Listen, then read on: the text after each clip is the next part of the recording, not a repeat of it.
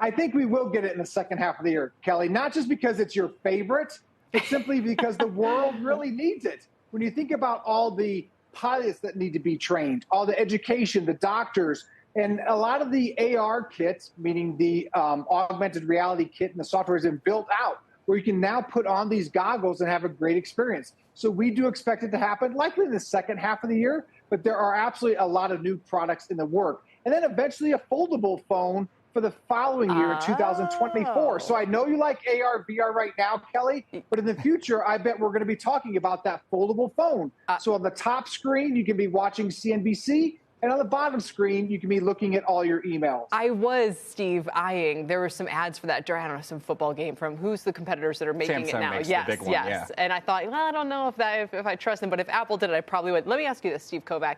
Which of these do you think the investment community is most excited about that could be a genuine catalyst for Apple next year after what's been a really tough slog? Yeah, so I'm looking at the services side. So I'm looking at their ambitions in fintech, the buy now, pay later product launching. They're launching what they call a, quote, high yield checking account that's tied to the Apple Card. They announced that a couple months ago, and it's going to launch most likely next year. Good time to be in that space. Exactly, with interest rates as the way they are. They haven't said what the yield is yet because of interest rates, but high yield, whatever that means. Yeah.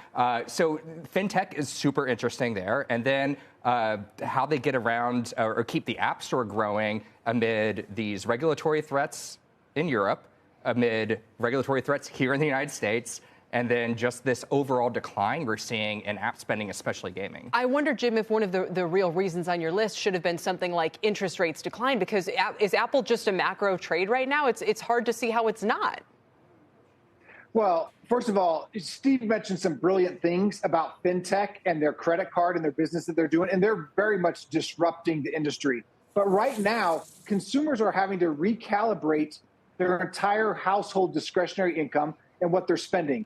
Whether it be food, gasoline, rent, things are very expensive. Let alone right now, people can't get from New York to San Francisco. The travel is really facing a lot of challenges with weather. That is slowing down units and hurting Apple near term. That's why when we look ahead to 2023, Kelly, I'm right on the same page with Steve about his disruptive discussion about fintech and services. We're on alignment with that. We think 2023 becomes a much better year, especially after people recalibrate to this newer, higher interest rate environment that we're living in. And look at, Steve, there's Apple below 130. Yeah. So is there any fundamental reason or justification? This is the worst stock in the Dow today. Right. It's on 2% or 1.5%. Yeah, we've talked about the year that it's had. What's going on? Anybody know?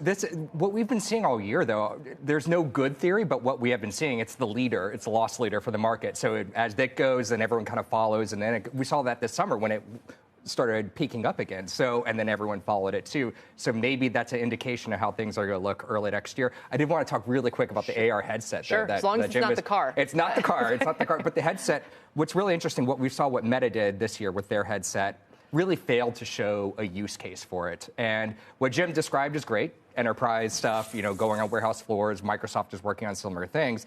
But no one has come up with that killer use case that, oh, my God, I have to run out and buy it. When we saw the iPhone for the first time, it was so cool. You had to run out and go buy it. The watch, run out and go buy it. AirPods, run out and go buy it.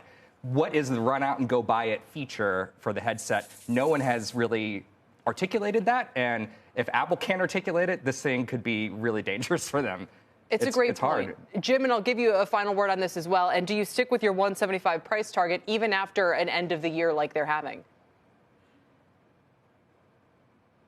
Kelly, we do. Right now, you can't even get out of your house to drive into a Manhattan store in Buffalo where a lot of the roads are closed down. So we do expect the December quarter to be challenged. That's going to help out next year. The demand is still there. And when we look ahead, whether it be item number 1, 2, 3, 4, 5, or 6, the things that you laid out that we are positive about, we're still sticking with our buy rating and our target price. We think that people will revisit the strength. They have a tremendous amount of cash flow, and they're going to be buying back stock. Yeah. And as the year progresses, we expect more and more positive things to come, not just from AirPods, AirTags when your luggage gets lost in the wrong airport. Right. There's lots of business case uses, and we're looking forward to a more healthy and fruitful year of 2023. Well, we appreciate you joining us from the family Christmas tree, Jim, even if the connection was in and out. Jim Suva with Citi, and Steve Irwin, thanks to you as well, as always. Steve Kovac.